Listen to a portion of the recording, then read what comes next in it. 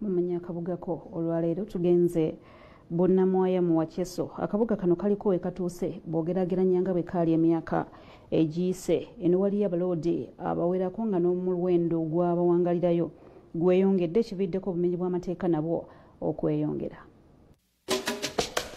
Manya akabuga ko mugabo otikidde. Bonnamwaya emu ku division ezikola munisipaali ya Makindye Ssaabagabo ng'ekitundu kino kikolebwa ebyalo 15 omuli Kisingiri, Nankinga, Kikumbi, Nfuufu, Ngobe, Kanaala n'ebirala. Bonnamwaya amanyiddwa olw'abagundiivu abawangaliramu okuli bannabyabufuzi, abasuubuzi n'abalala.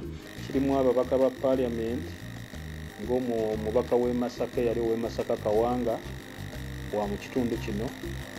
Tulinamu abakungu bangi abali mu Ministry of Health bali muno n'abalala bakola mu gavumenti.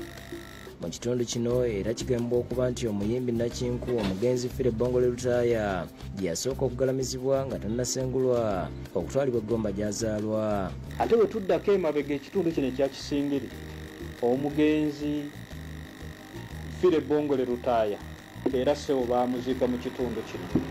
So ekitundu kino kya nkizo kyova buli baba nga tugenda okumalako omwaka ennyimba ze zitinka nnyo. Ssaalongo Mukasa Kirumira nga ye taata we yaliko omusambi w'omupiira mu ttiimu y'eggwanga Kalungi Henry y'omu ku bawangalidde mu Bonnamwaya ebbanga erisoba mu myaka 3 ng'akkiriza nti ekitundu kino kikuze okusinziira bwe kyali mu myaka gy'ekyenda. Kati kafo keegombesa nga bwe mukalabye abantu bangi nnyo bazze, ate naddala bwe tufunye oluguudo oluva e Kabuuso okugenda okuba ku Kisajja ku Lwentebe lukoze kinene nnyo ky'amaanyi.